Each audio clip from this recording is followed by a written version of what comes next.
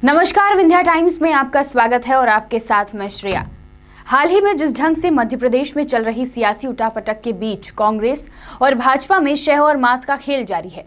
जिस तरह से पूर्व केंद्रीय मंत्री ज्योतिरादित्य सिंधिया के मंगलवार को कांग्रेस से इस्तीफा देकर भाजपा का दामन थामने पर उनके समर्थक 22 विधायकों ने भी विधानसभा की सदस्यता से इस्तीफा दे दिया था। इसके चलते 15 महीने पुरानी कमलनाथ के नेतृत्व वाली कांग्रेस सरकार संकट में घिरती नजर आ रही है। उससे दल बदल विरोधी कानून की पुनर्समीक्षा की मांग होने लगी है। इस तरह की घटनाएं सिर्फ इसी राज्य में नहीं बल्कि कमोवेश भारत के अन्य राज्यों में भी देखने को मिल रही है। इसी का परिणाम है कि देश में दल बदल विरोधी कानून की प्रासंगिकता को लेकर चर्चा होने लगी है। लोकतांत्रिक प्रक्रिया में राजनीतिक दल काफी अहम भूमिका अदा करते हैं और सैद्धांतिक तौर पर राजनीतिक दलों की महत्वपूर्ण भूमिका यह है कि वे सामूहिक रूप से लोकतांत्रिक फैसला लेते हैं। हालांकि आजादी के कुछ ही वर्षों के भीतर यह महसूस किया जाने लगा कि राजनीतिक दलों द्वारा अपने सामूहिक जनादेश की अनदेखी की जाने लगी है। विधायकों और सांसदों के जोड़ तोड़ से सरकारें बनने और गिरने लगी। दल बदल विरोधी कानून ने राजनीतिक दल के सदस्यों को दल बदलने से रोककर सरकार को स्थिरता प्रदान करने में एक महत्वपूर्ण भूमिका अदा की है। 1985 से पूर्व कई बार यह देखा गया है कि राजनेता अपने लाभ के लिए सत्ताधारी दल को छोड़कर किसी अन्य दल में शामिल होकर सरकार बना लेते थे, जिसके कारण जल्द ही सरकार गिरने की संभावना बनी रहती थी। ऐसी स्थिति में सबसे अधिक प्रभाव आम लोगों हेतु बनाई जा रही कल्याणकारी योजनाओं पर पड़ता था। दल बदल विरोधी कानून ने सत्ताधारी राजनीति दल को अपनी सत्ता की स्थिरता के बजाय विकास संबंधी अन्य मुद्दों पर ध्यान केंद्रित करने के लिए प्रेरित किया है। कानून के प्रावधानों में धन या पद लोलुपता के कारण की जाने वाली अवसरवादी राजनीति पर रोक लगाने और अनियमित चुनाव के कारण होने वाले व्यय को नियंत्रित करने में भी मदद की है।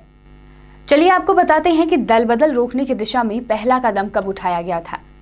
दल बदल रोकने के लिए कानून बनाने की पहली पहल 1967 में हुई थी, जब केंद्र में तो कांग्रेस की सरकार बन गई थी, लेकिन 7 राज्यों में वह हार गई थी। इनमें से अधिकतर में कांग्रेस के विधायक दूसरे दलों में चले गए थे। उस दौरान यह कहा गया था कि विधायकों को मंत्री पद का लालच दिए जाने की वजह से इसे बढ़ावा मिला है, इसलिए इसके खिलाफ प्रावधान किए जाएं। दल बदल की समस्या की पड़ताल के लिए YV चौहान पैनल बनाया गया था। इस पैनल की रिपोर्ट के बाद 1973 में उमाशंकर दीक्षित और फिर 1978 में शांति भूषण की अगुवाई में इस समस्या को खत्म करने के कदम उठाए गए, लेकिन दोनों कोशिशें नाकाम रहीं। आखिरकार साल 1985 में राजीव गांधी सरकार संविधान में संशोधन करने और दल बदल पर रोक लगाने के लिए एक बिल लाया गया और 1 मार्च 1985 को यह लागू हो गया। संविधान की 10वीं अनुसूची, जिसमें दल बदल विरोधी कानून शामिल है, को इस संशोधन के जरिए संविधान से जोड़ा गया। अगर विधायकों या सांसदों ने व्हीप के खिलाफ वोट दिया और संसद से बाहर बयान, तो उनकी सीट चली जाएगी। अगर विधायकों ने 1/3 सदस्यों के साथ पार्टी में विभाजन किया तो उनकी विधायकी नहीं जाएगी। लेकिन किसी दूसरी पार्टी में विलय की स्थिति में विधायकी तब नहीं जाएगी जब 2/3 सदस्यों के साथ यह कदम उठाया गया हो। संसद या विधानसभा में दल बदल की कार्यवाही के मामले में संबंधित अध्यक्ष का फैसला ही अंतिम होगा। दल बदल मामले में स्पीकर की भूमिका पर सवाल। इन संशोधनों की संसद में आलोचना हुई। कहा गया कि इससे विधायक और संसद सदस्यों की अभिव्यक्ति की स्वतंत्रता कम हो जाएगी, साथ ही इससे स्पीकर के पद पर भी असर पड़ेगा। लेकिन आखिरकार राजीव गांधी के कार्यकाल में यह बिल पास हो गया।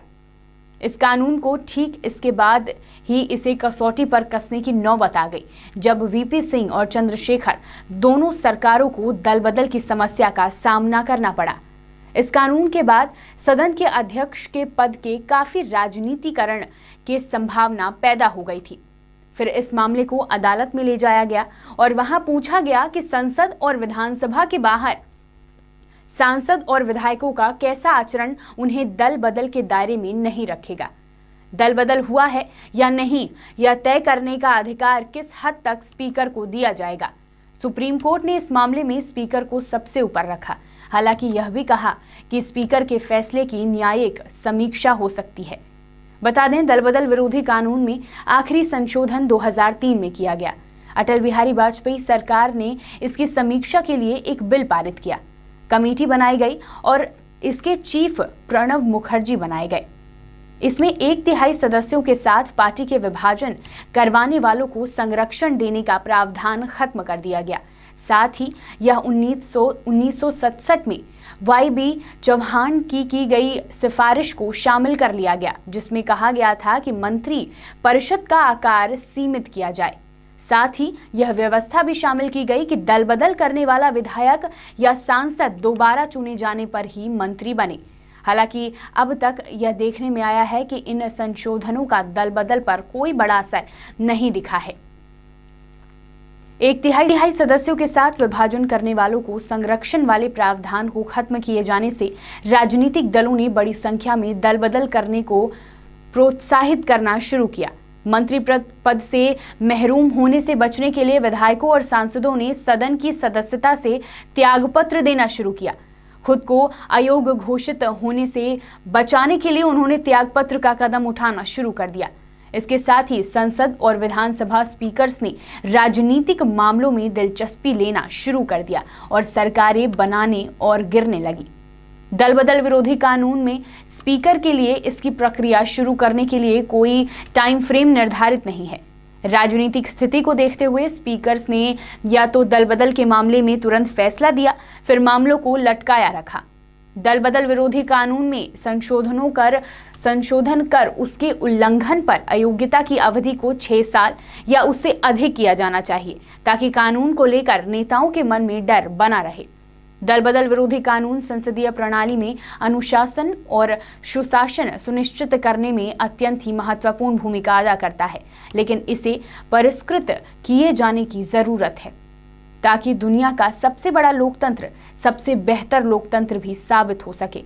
कर्नाटक में पिछले दिनों जो हुआ और जो अब मध्य प्रदेश में हो रहा है, उसे साफ है कि 3 दशकों के बाद भी दल बदल विरोधी कानून दल बदल रोकने में नाकाम रहा है।